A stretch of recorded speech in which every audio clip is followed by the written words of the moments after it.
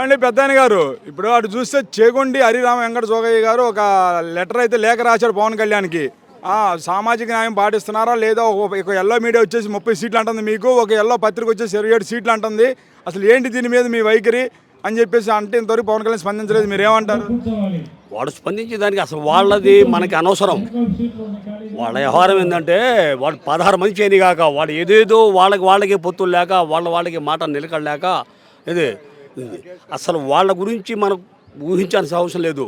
ఇవాళ జగన్మోహన్ రెడ్డి గారు చేసిన సంక్షేమ పథకాలకు కానీ, Jaganmohan Reddy ST SC BC మైనార్టీలకి రైతులకి ప్రతి పని చేశాడు కాబట్టి ఇలా జగన్మోహన్ రెడ్డి గారికి 80% ఫౌండేషన్ వేసి ఉంది.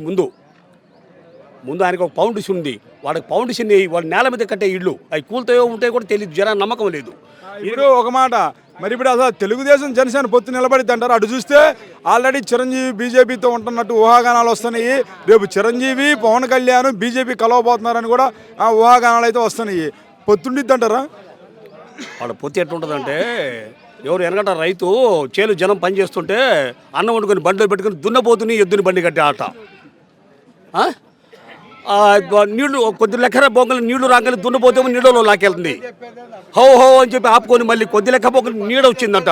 నీడకేమో ఎద్దు లాగుతుంది, ఎద్దేమో దున్నేమో నీళ్ళలో పోతుంది, ఎద్దేమో నీడకి పోతుంది. ఈ పోటువే సరిపోయింది. ఇక పుణ్యకాలం, ఇక దారి నడిచేది లేదు, ఆ జనం అక్కడ అన్నం తినేది లేదు. వీళ్ళు పొత్తు కూడా బట్టినే ఉంటుంది.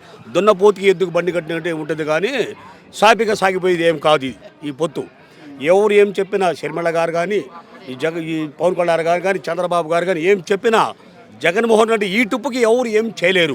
మరి ఈ ట్రిప్కి ఎవరు ఏమీ చేయలేరు అన్నా. జగన్కి రేపు రాబోయే ఎలక్షన్లో భయం అంటే ఏందో చూపిస్తాడు పవన్ కళ్యాణ్. చెప్పడానికి వెళ్ళి కుంటోడు కూడా నేను లేస్తే మనిషిని కాదు 10 మందిని నరుకుతాను అంటాడు. ఆయన లేచి లేదు, ఈయన నరికేది లేదు. కాకపోతే ఆ వాగ్దాటం లేకపోతే ఆయన బతికేది ఎట్లా? అది ఆయన భాష. ఏం లేదు, జగన్మోహన్ రెడ్డి చక్కని పాలన ఇస్తున్నాడు. పరమట గాలి కొడుతున్నప్పుడు అందరు ఇళ్లలో పోతారు జనం. అలాంటి గాలి లాంటి వాళ్ళు చల్లటి పైరగాలి మళ్ళినప్పుడు జనం పిసికెలు చెట్లు పిల్లలు పెద్దల మొత్తం అబ్బా అయ్యా డ్రామా కిష్ట అంతా బయటకు వస్తారు. ఇలా పైరగాలి లాంటి పరిపాలన ఇస్తారు జగన్మోహన్ రెడ్డి గారు. చల్లని పరిపాలన, ఎలాంటి ఇబ్బంది లేదు. ఇటు రైతులకు కానీ ఇటు లేబర్కి కానీ అందరికీ సకాలంగా చూస్తాడు కాబట్టి జగన్మోహన్ రెడ్డి గారిని వీళ్ళు ఎవరు ఏం చేయలేరు.